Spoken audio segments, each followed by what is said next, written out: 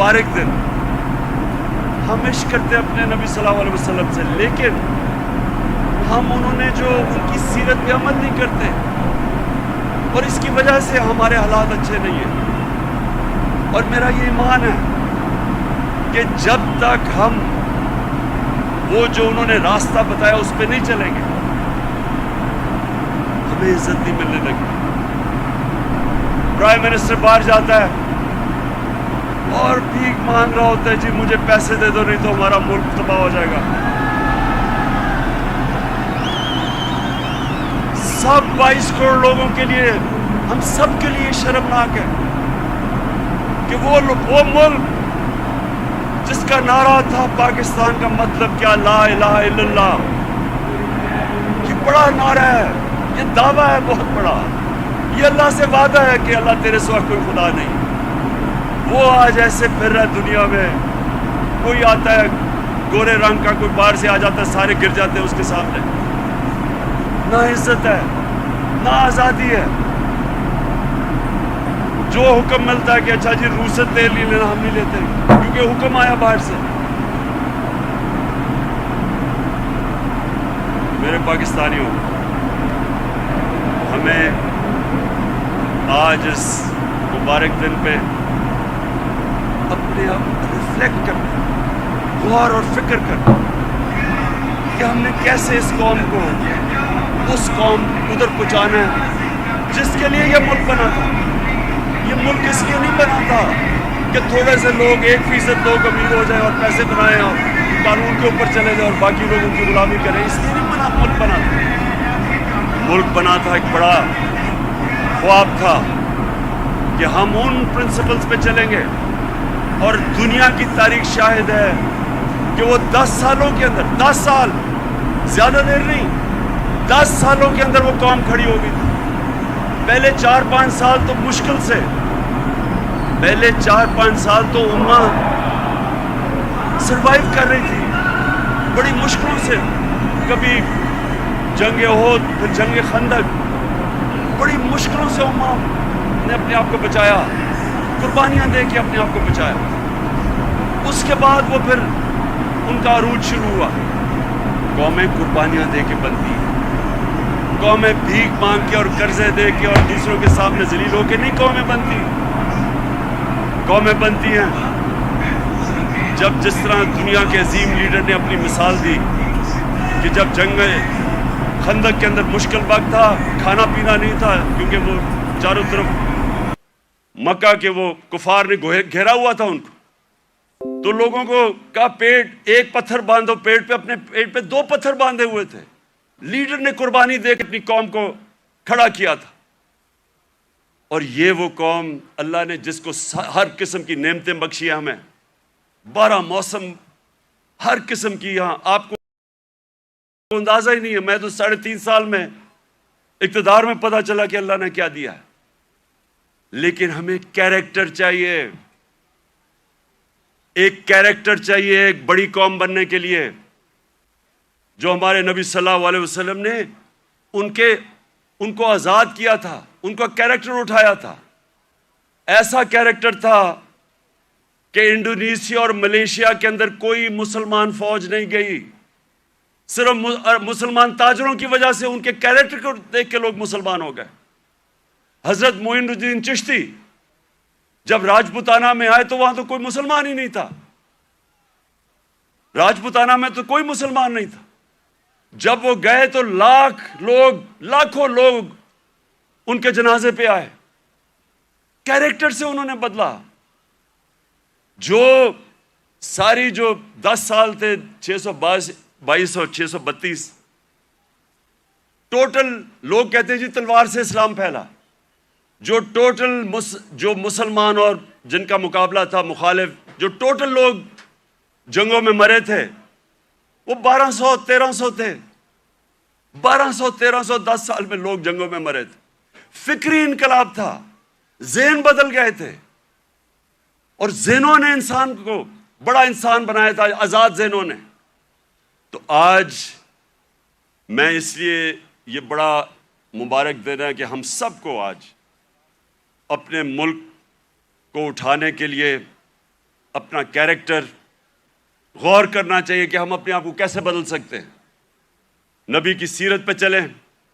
میں نے رحمت اللہ عالمین اتھارٹی بنائی، مقصد اس کا کیا تھا کہ ہمارے بچوں کو سیرت نبی سے ان کا کیریکٹر مضبوط کریں۔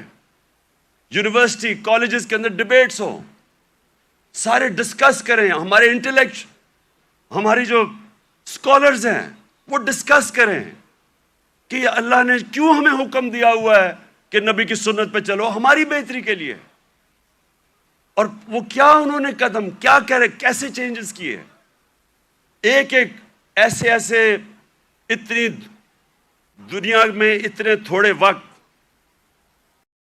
دنیا کی تاریخ میں اتنے تھوڑے وقت کبھی اتنے گریٹ لوگ نہیں آئے۔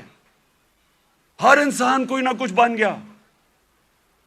اگر یہ مغرب میں ہوتے آج یہ فینومینا تو ایک ایک کے اوپر کتابیں لکھی جا رہی ہوتی، حضرت خالد بن ولید پہ کتابیں لکھی جا رہی ہوتی، ان کے اوپر ریسرچ ہوتی کہ وہ کیا تھا، کبھی وہ جنگ ہی نہیں ہارے، اور ہر کوئی جنرل بن گیا۔ حضرت بلال 2 کیمپینز میں وہ لیڈ کر کے گئے، ایک غلام ایک جنرل بن گیا۔ اس کے اوپر کبھی کام نہیں کیا، ہمارے اسکالرز نے نہیں کام کیا۔ رحمت اللہ عالمین اتھارٹی کا مطلب ہی یہ تھا کہ اسکالرشپ آئے اور وہ کام کرے اس پہ، تاکہ اپنے یوتھ کو تو بتائے، کیونکہ اگر آپ نہیں بتائیں گے ان کے اوپر تو مغربی کلچر کی جلغار ہوئی ہے۔ موبائل فون سے بچوں کو وہ مٹیریل مل رہا ہے جو انسانی تاریخ میں نہیں بچے اب کو ملا۔ تو جب تک آپ ان کو سیرت نبی سے ان کو مضبوط نہیں کریں گے، وہ کیسے، یہ جو اتنا آنسلاٹ ہے ایک وہ کلچر کا جو بالکل مختلف ہے ہمارے دین سے، ہماری تاریخ سے، ہمارے کلچر سے، وہ کیسے مقابلہ کریں گے ان کو جب تک ان کو آپ مضبوط نہیں کریں گے۔ وہاں تو جو کلچر آ رہا ہے ٹیلی فون سے، میں ابھی آپ کو بتا دیتا ہوں، وہ یہ کہہ رہا ہے کیونکہ ٹیکنالوجیکلی وہ اتنے آگے نکل گئے ہیں، اس کا مطلب ہر چیز میں وہ آگے ہیں، اس کا مطلب ہمارا دین بھی آؤٹ ڈیٹ ہو چکا ہے، ہمارا کلچر بھی آؤٹ ڈیٹ ہو چکا ہے۔ تو بیچارے ان کو کاپی کرنا شروع کر دیتے ہیں بچے، اور غلطی ہماری ہے کیونکہ ہم ان کو بتا ہی نہیں سکے کہ دوسرا ہمارا ہے کیا، جو علامہ اقبال کوشش کرتے رہے۔ تو یہ رحمت اللہ عالمین اتھارٹی کا مقصد ہی یہ تھا کہ ہم ابھی سے اپنے بچے، کالج اسٹوڈنٹس، یوتھ، ان کو تیار کریں کہ 21ویں صدی میں آپ نے کیسے آپ نے فیس کرنا ہے دنیا کو۔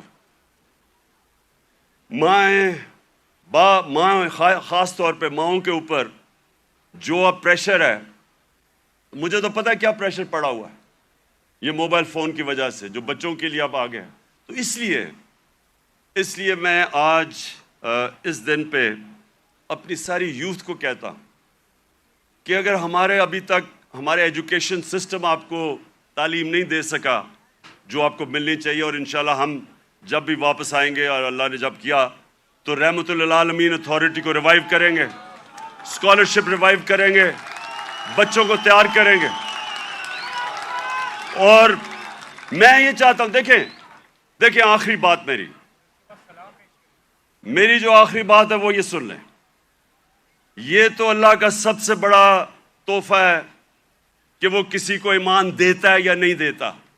کوئی کسی کو زبردستی دین میں نہیں لا سکتا، لیکن ہمارا فرض یہ ہے کہ کم از کم ہم اپنی یوتھ اور بچوں کو ان کی فاؤنڈیشن تو بنا دیں، ان کی بنیاد تو رکھ دیں، ان کو بتا تو دیں کہ آپ کا دین، اور خاص طور پہ شروع ہمیشہ سیرت نبی سے کریں، اس کے بعد قرآن کی تعلیم دیں۔ سیرت نبی ایک ایسی چیز ہے جو میں اپنے آپ سے کہہ رہا ہوں کہ میری تو پہلے مجھے نبی کی سیرت میں نے پڑھی اور سمجھی، ان کی تاریخ، ان کی زندگی، پھر مجھے قرآن کی سمجھ آئی۔ اس سے پہلے مجھے قرآن کی سمجھ ہی نہیں آتی تھی۔ تو جب تک مجھے سیرت نہیں پڑھی پھر مجھے سمجھ آنی شروع ہوئی۔ تو دونوں پڑھانی چاہیے، لیکن ابھی سے ہی ہمیں میں اپنے یوتھ کو اب کہتا ہوں کہ کتابیں پڑھیں، نبی صلی اللہ علیہ وسلم کی زندگی پڑھیں، سمجھیں کہ وہ دنیا میں کیا ہوا تھا، کبھی ایس دنیا کی تاریخ میں ایسا فنومنا نہیں آیا. اور اس کے بعد جو پھر اللہ آپ کو ہدایت کرتا ہے، نہیں وہ آپ کی قسمت ہے، لیکن کم از کم اس سے آپ تیار ہو جائیں گے دنیا 21ویں صدی کا مقابلہ کرنے کے لیے. بہت بہت شکریہ.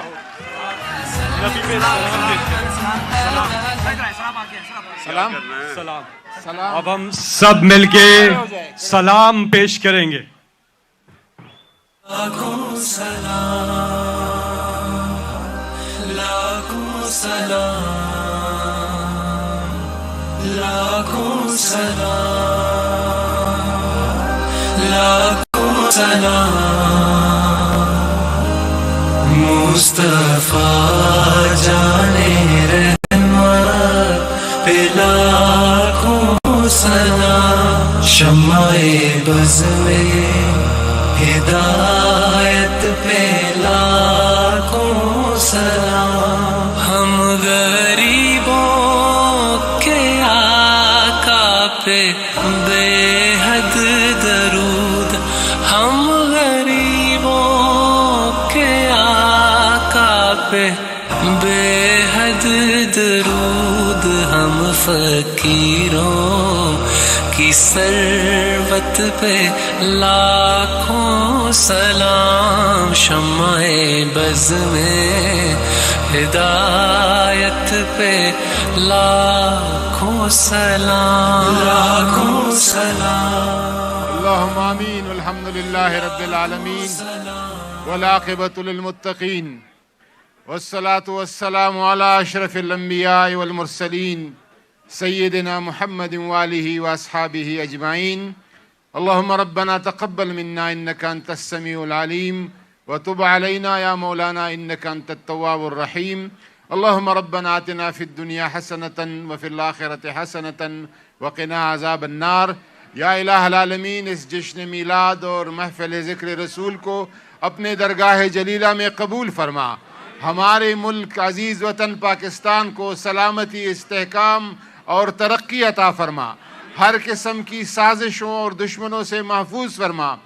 عمران خان کے لیے دعا کرے، یہ اس امہ کا قائد ہے کہ اللہ تعالیٰ اس کی حفاظت فرمائے، اللہ تعالیٰ اس کی نصرت فرمائے، اللہ تعالیٰ اس کی مدد فرمائے، ہمارے صفوں میں اتفاق و اتحاد نصیب فرمائے. وصلی اللہ تعالیٰ علی خیر خلقہ ونور عرشہ سیدنا محمد علیہ السلام. مگر میرے لیے اے کاتب تقدیر مدینہ لکھ دے.